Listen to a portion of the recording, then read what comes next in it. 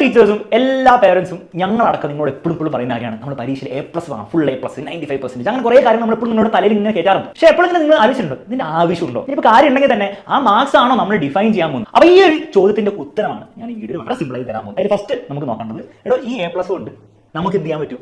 പേരൻസിനെ happy ആക്കാൻ പറ്റും. തീർച്ചയായും നിങ്ങളുടെ പരീക്ഷയ്ക്ക് ഫുൾ A+ കിട്ടി നിങ്ങളുടെ പേരൻസിനെ ഹാപ്പി ആവും, അതിലുപരി അത് സമാധാനം. ഓക്കെ, ടീച്ചേഴ്സിനെ ഹാപ്പി ആക്കണോ?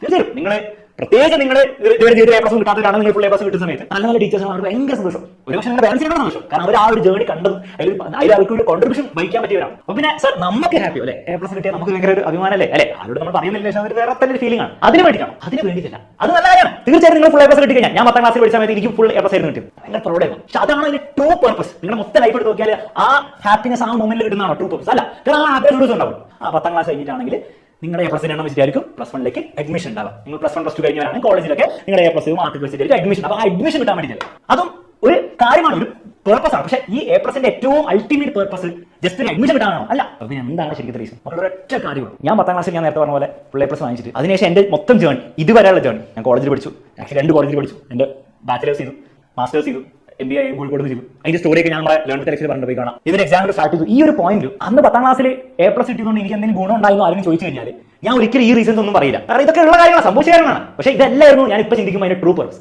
അതിന്റെ ട്രൂ പർപ്പസ് അന്ന് ഞാൻ 10ാം ക്ലാസ്സിൽ ഫുൾ A+ കിട്ടിയ സമയത്ത് എനിക്ക് കിട്ടിയ ആ മെന്റാലിറ്റിയാണ്. അപ്പൊ അവിടെ ഒബ്വിയസ്ലി എല്ലാവർക്കും ടെൻഷൻ വരും, നമുക്ക് 90% കിട്ടുമോ, 80% കിട്ടുമോ, പാസ് ആകുമോ, മക്കളെ നമ്മുടെ ടെൻഷൻ വരും. പക്ഷെ ഒരു കാര്യം നമുക്ക് ഭയങ്കര കോൺഫിഡൻസ് തരും, അതായത് ഇതുപോലത്തെ സിറ്റുവേഷൻ നമ്മൾ കണ്ടിട്ടുണ്ട് 10ാം ക്ലാസ്സിൽ.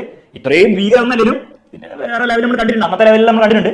അതിൽ നമ്മൾ ഈ പറഞ്ഞ പഠിക്കുകയും ചെയ്തിട്ടുണ്ട്, അതുവഴി നമുക്ക് ആ ഫുൾ A+ കിട്ടുകയും ചെയ്തിട്ടുണ്ട്. പണിയെടുത്താൽ എന്നെ കൊണ്ട് ഈ A+ കാര്യങ്ങളും നേടിയെടുക്കാൻ പറ്റും എന്നുള്ള കോൺഫിഡൻസ് ആണ്, ആ മെന്റാലിറ്റിയാണ് മാറ്റർ ചെയ്യുന്നത്.